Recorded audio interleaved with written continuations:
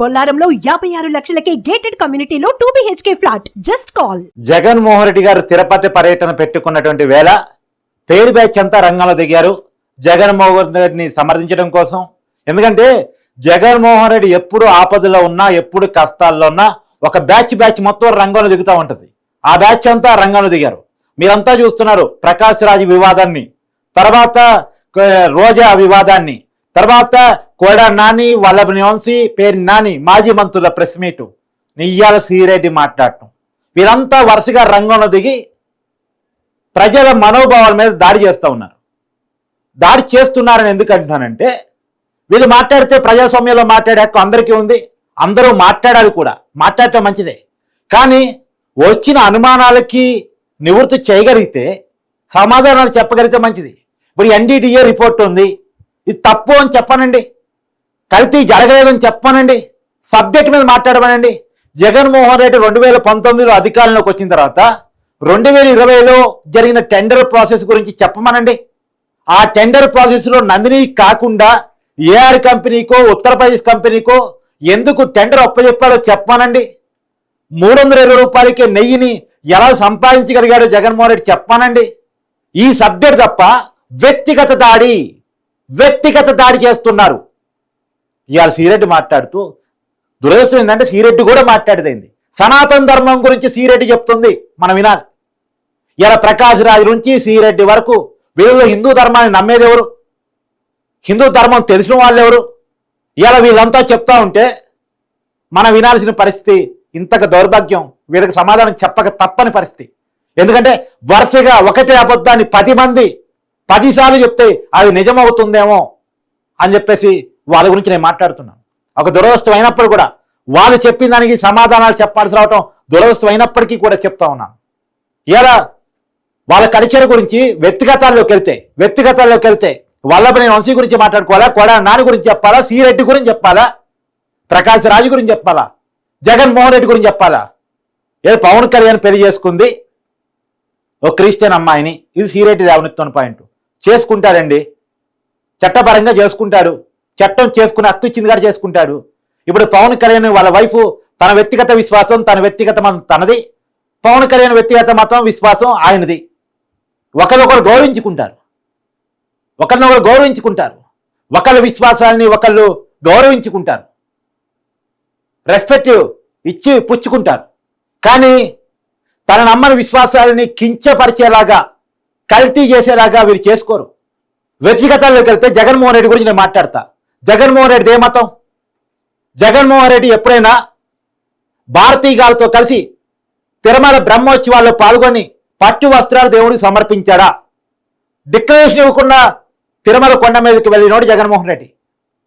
మరి ఏం చెప్తారు? ఇది మాట్లాడలేరు, దీనికి సమాధానం చెప్పలేరు. ఏ రోజన్నా దేవుడి ప్రసాదాన్ని కళ్ళకత్తుకుని తిన్నాడా, బొట్టు పెట్టుకున్నాడా? ఇలా నేను 100 మాట్లాడతా, 100 ప్రశ్నలు అడుగుతా. వ్యక్తిగత జీవితంలోకి వెళ్తే ఆడబిడ్డలకి పవన్ కళ్యాణ్ ఇచ్చే రెస్పెక్ట్ ఏంది, జగన్మోహన్ రెడ్డి ఇచ్చే రెస్పెక్ట్ ఏంది నేను మాట్లాడతా. తల్లిని రోడ్డు మీదకి నెట్టినోడు, చెల్లిని రోడ్డు మీద వదిలేసినోడు, ఏ దేవుడు చెప్పాడు తల్లిని చెల్లిని రోడ్డు మీద వదిలేయమని? తల్లిని ఇంట్లో పెట్టుకొని సాదే అన్నం పెట్టలేనోడు జగన్మోహన్ రెడ్డి. ఇలా విజయం ఎక్కడుంది? షర్మిలతో కలిసి బతుకుతుంది. ఎలక్షన్స్ అయితే భయపడి అమెరికాలో షర్మిల కొడుకు దగ్గర ఉంది, మనవడి దగ్గర, మనవడి ఇంట్లో ఉంది. అవునా కాదా? వ్యక్తిగతాల్లోకి వెళ్ళినప్పుడు ఇంకా ఇలా 3 పెళ్లిళ్ళు పవన్ కళ్యాణ్ ఇవన్నీ మాట్లాడుతున్నారు కదా, జగన్మోహన్ రెడ్డి గురించి మాట్లాడారా? అతను ఈ రోజు కొన్ని సంబంధాలు ఇవన్నీ మాట్లాడారా? మాకు అది కాదు సబ్జెక్ట్. మా సబ్జెక్ట్ ఏంటి? తిరుమల తిరుపతి దేవస్థానంలో లడ్డూని కల్తీ చేశాడు జగన్మోహన్ రెడ్డి. తన అధికారంలో ఉన్నప్పుడు దేవుడికి అపచారం తలపెట్టాడు, కుట్రపూరితంగా కావాలని తలపెట్టాడు. నందిని అని క్రెడిబిలిటీ ఉన్న రైతు నుంచి ఆవు పాలను సేకరిస్తున్న సంస్థని కాదని, తాడు పేడు లేని ఒక కంపెనీకి ఆవు పాలను సేకరించే కెపాసిటీ ఉన్న కంపెనీకి కాంట్రాక్ట్ అప్పచెప్పాడు. నందిని 420 రూపాయలకి సప్లై చేస్తూ ఉంటే 320 రూపాయలకే AR కంపెనీ కానీ లేదా ఉత్తరప్రదేశ్ సంబంధించిన ఇంకో కంపెనీ కానీ సప్లై చేసిద్దని చెప్పాడు. అన్య మతస్థుడికి టీటీడీలో అవకాశం ఇచ్చాడు. ఇది సబ్జెక్ట్. ఇది అవునా కాదు చెప్పండి. ఆ కంపెనీకి నిజంగా కెపాసిటీ ఉందా లేదా, నందినితో పోలిస్తే ఈ కంపెనీకి కెపాసిటీ ఎక్కువ, వాళ్ళ కంపెనీ కెపాసిటీ ఎక్కువ, చర్చ పెట్టండి. ఈ సబ్జెక్టు చెప్పగలిగే దమ్ము సీరెడ్డికున్నా, కొడాలి నానికున్నా, పేరు నానికున్నా, వల్లభని నొసీకున్నా, రండి బయటికి. రోజా పోల్ పెట్టింది తన యూట్యూబ్ ఛానల్లో. జనం అంతా చెప్పు తీసుకొని కొట్టినట్టు జగన్మోహన్ రెడ్డి కల్తీ చేశాడు అని చెప్పిన తర్వాత కామెంట్లు చూసి పోల్లో జగన్మోహన్ రెడ్డికి వ్యతిరేకంగా వచ్చినటువంటి ఓట్లను చూసి భయపడి యూట్యూబ్ ఛానల్ డిలీట్ చేసుకొని నాకు యూట్యూబ్ ఛానల్కి ఏం సంబంధం లేదని పారిపోయింది. ఈ జనం మైండ్ సెట్ని వాష్ చేయడం కోసం, మార్చడం కోసం, సైడ్ ట్రాక్ చేయడం కోసం వ్యక్తిగత జీవితాల మీద దాడి చేస్తూ ఉన్నారు. ఏ దేవుడు చెప్పాడండి తల్లిని చెల్లిని రోడ్డు మీద నట్టమని? ఏ గ్రంథం చెప్పింది? ఏ విశ్వాసం చెప్పింది? విశ్వాసాల పట్ల, నమ్మకాల పట్ల, సాంప్రదాయాల పట్ల ఏమాత్రం గౌరవం, ప్రేమ లేకుండా కేవలం అధికారం, డబ్బు అనే వాంఛ తప్ప, కుట్ర మనసత్వం తప్ప ఏమీ లేనటువంటి వ్యక్తులు వీళ్ళు ఇలా మాట్లాడుతుంటే, వీళ్ళు మాట్లాడేది మనం వినాలంటే దెయ్యాలు వేదాలు వల్లించినట్టుంది. బాధ అనిపిస్తూ ఉంది. ఎందుకంటే దేవుడు స్వయంగా శ్రీ వెంకటేశ్వర స్వామి తయారు చేయించుకునే ప్రసాదం. గత 5 సంవత్సరాల కాలంలో చాలా మంది దేవుని దర్శించుకొని ఆ ప్రసాదాన్ని తిన్నారు. వాళ్ళందరి వ్యక్తిగత విశ్వాసానికి అది భిన్నమైనటువంటిది. ఆ కల్తీ లడ్డూని తినటువంటిది, శ్రీవారికి ప్రసాదంగా పెట్టడం అనేటువంటిది. ఇవాళ వాళ్ళంతా హట్ అయ్యారు. ఏదో కూటమి ప్రభుత్వం ప్రాయశ్చిత్త దీక్షలు చేస్తూ ఉంది, శుద్ధి చేస్తూ ఉంది, శాంతి దీక్షలు చేస్తూ ఉంది. సో మొత్తానికి మంచి మళ్ళా ఏదైతే నందిని నెయ్యి ఉందో నందిని నెయ్యితో లడ్డూలు తయారు చేసి భక్తుడికి మంచి ప్రసాదం అందిస్తూ ఉంది. అప్రిషియేట్ చేయాలి. జగన్మోహన్ రెడ్డి గారు తిరుపతి వచ్చే క్రమంలో జగన్మోహన్ రెడ్డి గారు మిమ్మల్ని స్ట్రైట్గా కొన్ని క్వశ్చన్స్ అడుగుతున్నాను. వ్యక్తిగత దాడి తప్ప మీరు ఈ సబ్జెక్టుకి సమాధానం చెప్పిపోండి. ఇప్పుడు 250 కోట్ల టర్న్ ఓవర్ కెపాసిటీ ఉన్న కంపెనీ మాత్రమే టెండర్ ప్రక్రియలో పాల్గొవాలి. ఈ కెపాసిటీ లేని ఏఆర్ కంపెనీ కానీ, ఉత్తరప్రదేశ్ కంపెనీ కానీ అవి ఎందుకు పాల్గొన్నాయి? వాటి కోసం 150 కోట్లకే ఎందుకు తగ్గించారు? 250 కోట్ల టర్న్ ఓవర్ని ఆ కెపాసిటీని ఎందుకు తగ్గించారు? రోజుకి 4 లక్షల కెపాసిటీ లీటర్లు ఆవు పాలు తీసుకునే కంపెనీ మాత్రమే టెండర్ ప్రక్రియలో పాల్గొనాలి. ఆ కెపాసిటీ లేని కంపెనీలు ఎందుకు టెండర్ ప్రక్రియలో పాల్గొన్నాయి? ఆ నిబంధన ఎందుకు మీరు ఎత్తేశారు? ఈ కంపెనీలకి ఇప్పుడు ఆవు పాలను రైతుల నుంచి డైరెక్ట్గా సేకరించే కంపెనీలు కావు. ఆ విషయం మీకు తెలుసు. మరి ఎందుకు ఈ కంపెనీలకి టెండర్ ఇచ్చారు? మీకు తెలుసు ఆ రోజుల్లోనే 400 రూపాయలకి నందిని సప్లై చేస్తుండేది. ఆవు నెయ్యి రేటు పెరిగింది తప్ప తగ్గలేదు. అలాంటిది 300 రూపాయలకి సప్లై చేస్తారంటే ఎలా నమ్మారు? ఆ కంపెనీల బ్యాక్గ్రౌండ్ చెక్ చేసుకొని ఇచ్చారా? మీకు ఇష్టమే ఇచ్చారా? కావాలని ఇచ్చారా? ఈ సబ్జెక్టుకి సమాధానం చెప్పండి తప్ప ఒట్టుట్టి మాటలు, విమర్శలు, పనికిరాని గాలి కబుర్లు, వ్యక్తిగత దాడులు ఈ పనికిరావు. ఎవరి వ్యక్తిగత జీవితంలోకి వెళ్తే అందరి వ్యక్తిగత జీవితాల్లో కూడా లోతుపాతులు ఉంటాయి. మాట్లాడాలంటే చాలా మాట్లాడచ్చు. ఎక్కువ మాట్లాడగలిగేది జగన్మోహన్ రెడ్డి గారి గురించే. వ్యక్తిగతాన్ని అంటూ స్టార్ట్ చేస్తే ఐఎమ్ రెడీ 100 విషయాలు పట్టుకొస్తా. కళ్ళు బయలు గొమ్మే విషయాలు పట్టుకొస్తా.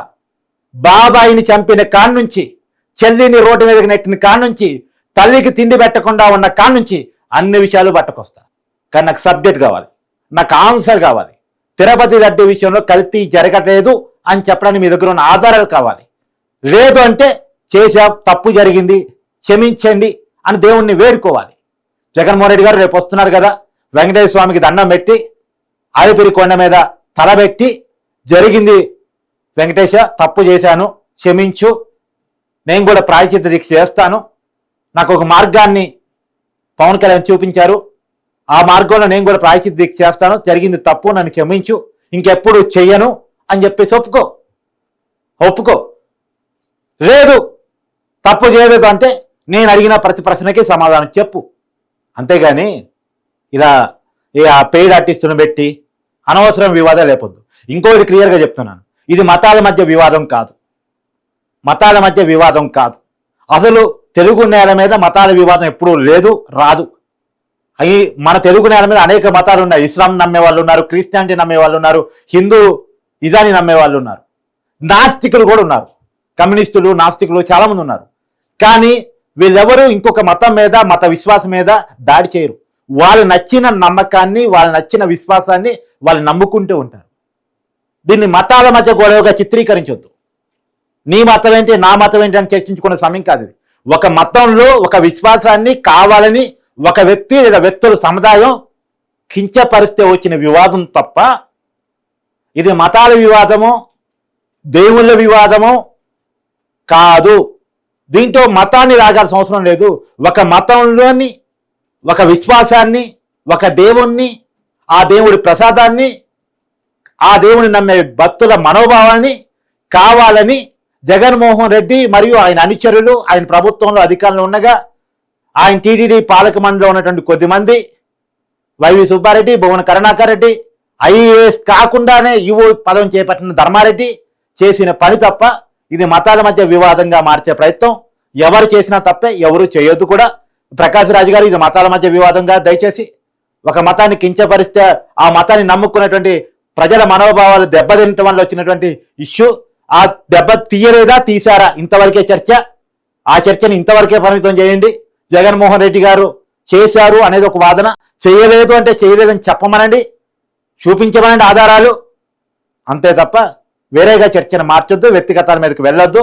అమ్మా శ్రీరెడ్డి, నువ్వు కూడా సనాతన ధర్మం గురించి మాట్లాడుతుంటే నవ్వు వస్తుంది. సనాతన ధర్మం అంటే ఎలా పద్ధతికి ఉండాలి, అమ్మాయిలు ఎలా ఉండాలి, గీత భగవద్గీత లేదా మన పురాణాలు వేదాలు ఏం చెప్పే, నువ్వు చదువుకుంటే మంచిది. నీకేమీ తెలవదు మాకు తెలుసు, నీకు వాటి గురించి ఏమీ తెలదు అన్న విషయం మాకు తెలుసు. కానీ నువ్వు నోరు మూసుకొని ఉంటే బాగుంటుంది. నువ్వు పేరు బ్యాచ్ లెక్క అనవసరంగా మాట్లాడితే రోజా పరువు ఎలా పోయిందో నీ పరువు కూడా అలా పోతుంది అనేది నేను చేస్తున్న మనవి.